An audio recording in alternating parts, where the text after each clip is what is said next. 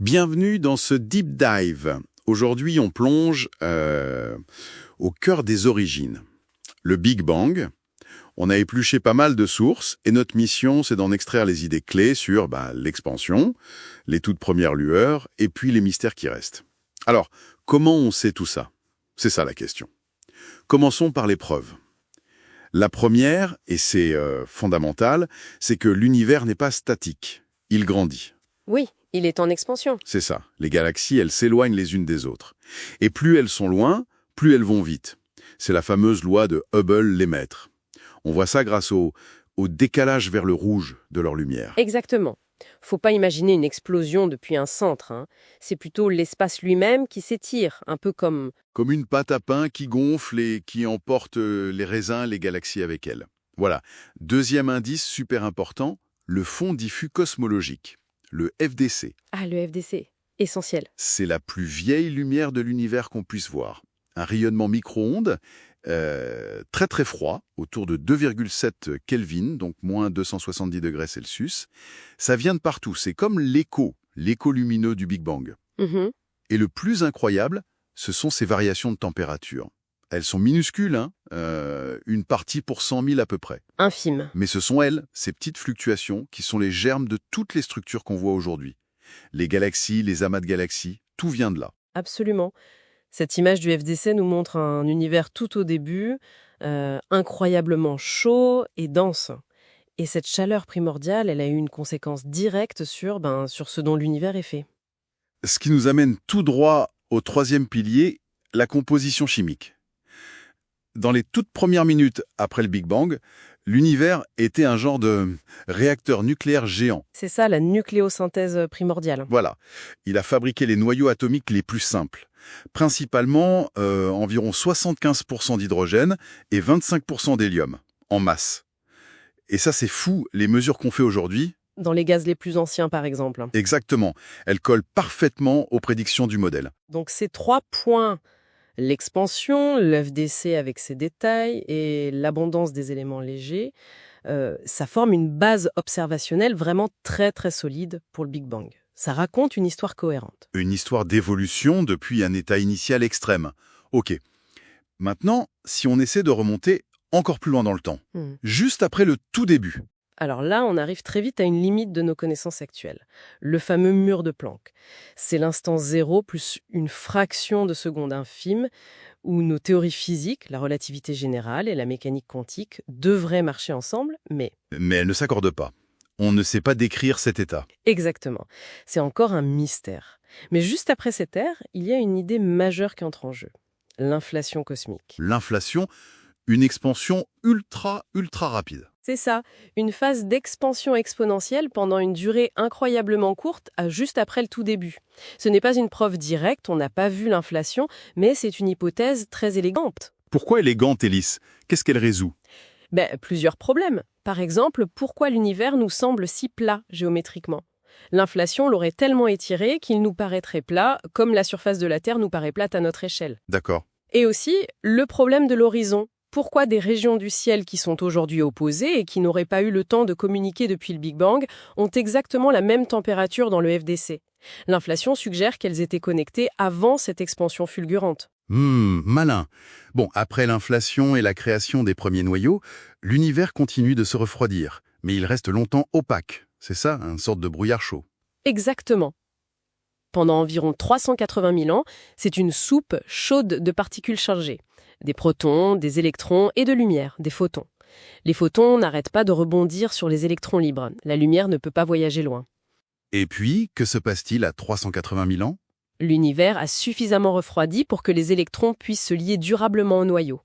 Ils forment les premiers atomes neutres, principalement d'hydrogène et d'hélium. C'est ce qu'on appelle la recombinaison. Ah, et là ça change tout pour la lumière. Exactement. La matière devient électriquement neutre. Du coup, les photons n'interagissent quasiment plus avec elle. L'univers devient transparent et la lumière peut enfin voyager librement à travers l'espace. Et c'est cette lumière-là, libérée à ce moment-là, Et qui a été étirée, refroidie par l'expansion depuis 13,8 milliards d'années. qu'on observe aujourd'hui comme le FDC. C'est précisément ça. Et juste après cette libération de la lumière, commence une période assez longue qu'on appelle les âges sombres. Âge sombre. Pourquoi? Parce que l'univers est rempli de gaz neutres, mais il n'y a pas encore d'étoiles pour l'éclairer. C'est sombre, quoi. Il faut attendre que la gravité fasse son travail, rassemble le gaz pour former les premières étoiles. D'accord. Et ça nous amène plus près de nous. Mais quand on regarde l'univers aujourd'hui, il y a encore des surprises et de taille. Ah oui, on entre dans les grands mystères actuels. Toute la matière qu'on connaît, celle des étoiles, des planètes, nous, ça ne représente qu'environ 5% du contenu total énergie-matière de l'univers. C'est fou. C'est très peu, en effet. Et on s'en est rendu compte, notamment grâce aux travaux de Vera Rubin sur la rotation des galaxies.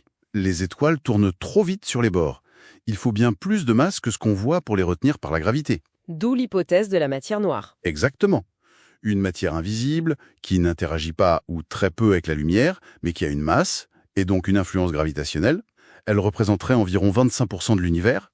Elle est cruciale pour expliquer comment les galaxies se forment et tiennent ensemble. On sait qu'elle est là par ses effets, mais on ne sait toujours pas ce que c'est. Et comme si ça ne suffisait pas, en 1998, coup de théâtre. L'accélération de l'expansion. Voilà. On observe des supernovas très lointaines et on découvre que non seulement l'univers est en expansion, mais que cette expansion s'accélère au lieu de ralentir sous l'effet de la gravité. Ce qui est totalement contre-intuitif. Pour expliquer ça, il faut invoquer une nouvelle composante. L'énergie noire, une sorte de force répulsive mystérieuse, associée au vide lui-même peut-être, qui domine aujourd'hui et pousse l'univers à s'étendre de plus en plus vite. Et elle représenterait près de 70% du total de matière. C'est vertigineux. On se retrouve avec un modèle, le modèle lambda-CDM, lambda pour l'énergie noire, CDM pour Cold Dark Matter, matière noire froide, qui décrit remarquablement bien toutes les observations de TO-FDC à l'expansion accélérée, mais dont 95% des ingrédients nous sont inconnus dans leur nature fondamentale. Matière noire, énergie noire, les plus grands défis de la physique actuelle. Tout à fait. Et d'ailleurs, concernant l'énergie noire, des résultats récents, du relevé DESI par exemple, sèment un peu le doute. Ils suggèrent, de manière encore préliminaire mais intrigante, que cette énergie noire pourrait ne pas être constante. Elle pourrait évoluer dans le temps. Ah ouais. Ça changerait beaucoup de choses, ça. Ça pourrait, oui. Ça remettrait en question le modèle standard le plus simple. Bon, si on résume ce voyage express, l'univers naît il y a 13,8 milliards d'années d'un état incroyablement chaud et dense. C'est le concept général du Big Bang. Oui. Son expansion est une preuve solide, observée. Le FDC, c'est sa première lumière visible, un cliché de l'univers jeune. Les éléments légers comme l'hydrogène et l'hélium se sont formés dans les toutes premières minutes. C'est ça. L'inflation, c'est une hypothèse forte pour expliquer certaines caractéristiques initiales, comme sa platitude. Puis, il y a eu les âges sombres, avant l'allumage des premières étoiles, dont la formation a sans doute été aidée par la matière noire. Et aujourd'hui, on observe une expansion qui accélère, dominée par cette matière noire et cette énergie noire dont on ignore tout ou presque. Voilà une bonne synthèse.